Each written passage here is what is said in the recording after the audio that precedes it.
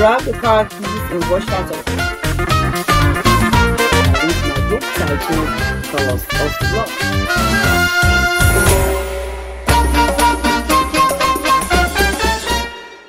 Hello, thank you for joining me again today. My name is Adeola. You're welcome to another episode of Olabooks Readers Reviews, where I have been reading my book titled Colors of Love. So, this is the 13th episode. And for that reason, I have giveaways for everybody who has been watching my videos right from the very beginning up till today.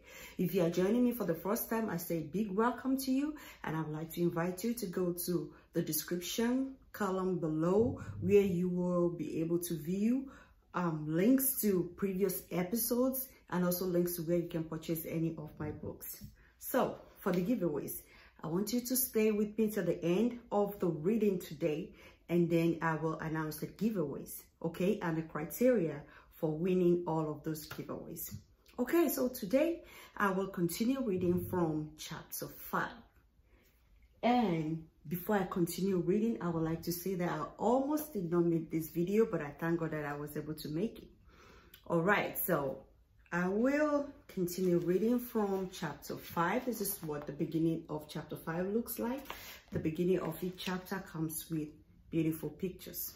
Okay, so come along with me. Omolara Jackson did not hesitate to board the next available flight to the US after she heard what her daughter had to say about her fiancé. Out of her 4 children, Carrie was the only one she worried most about, all because she lived far away from her. Carrie had always been a daddy's girl. Omolara did not like the idea of her daughter living by herself, but she had no choice. A 28-year-old girl is old enough to live her life the way she wants it. She only prayed that her daughter would listen to the voice of reason and let Tosin go. From what she'd heard of him, she concluded he was a cheat and not fit for her daughter. 14 hours on the plane was not a joke. She would have enjoyed it like she always did, if not for the fact that she was worried about her daughter. She didn't want her to make the same mistakes she had made that landed her where she was, an older single woman. She smiled at the category she grouped herself into, single woman, not mother, because none of her children lived with her. At 58, she looked like she was in her mid-40s.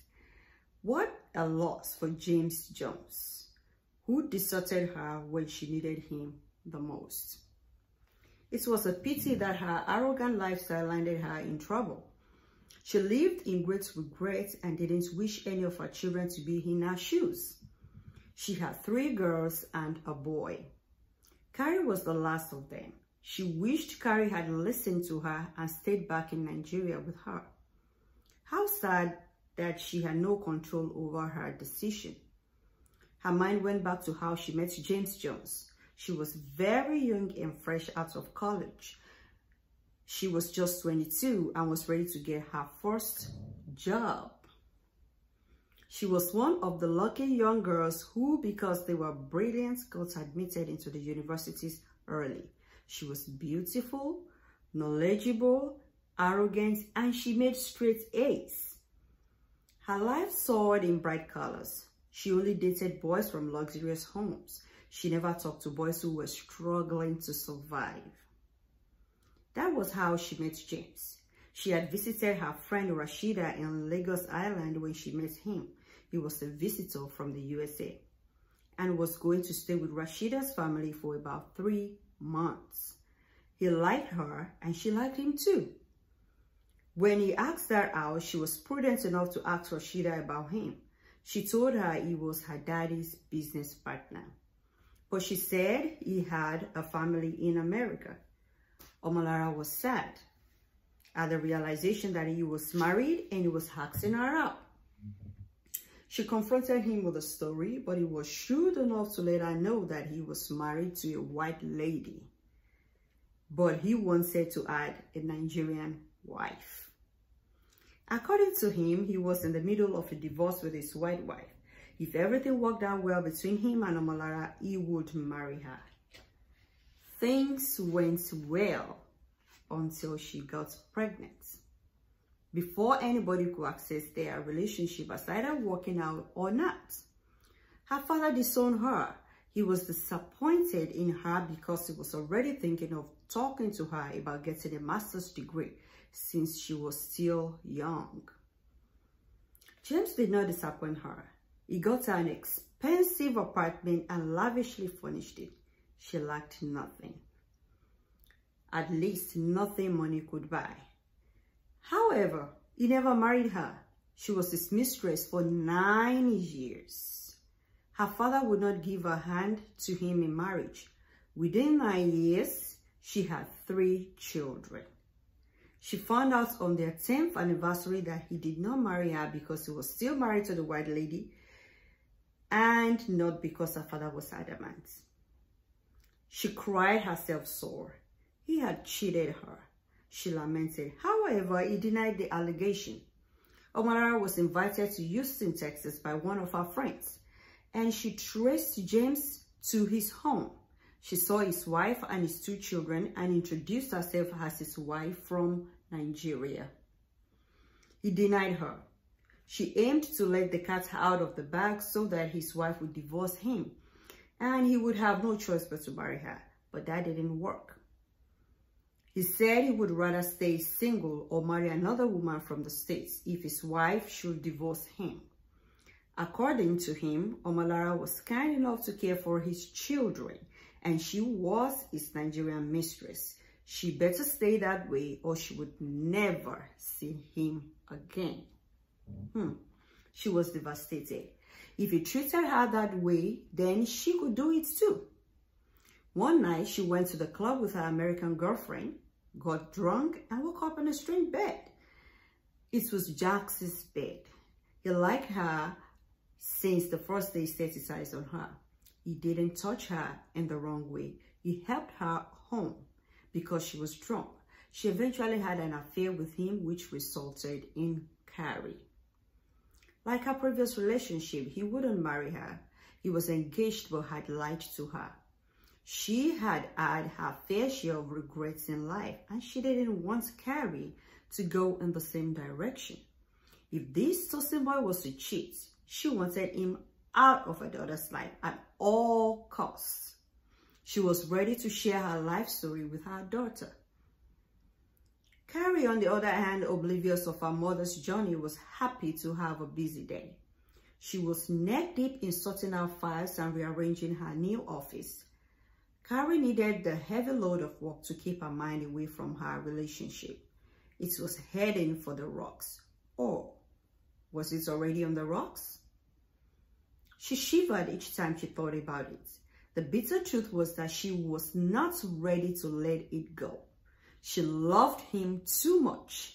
She had returned his text message the night before. She wanted him to give her some time to think the whole situation through. She pushed the thought out of her mind as she walked. She quickly grabbed an offer to work late. Yenny had returned to Washington, D.C. She was going to return to an empty house. She would rather stay at work than return to an empty silence.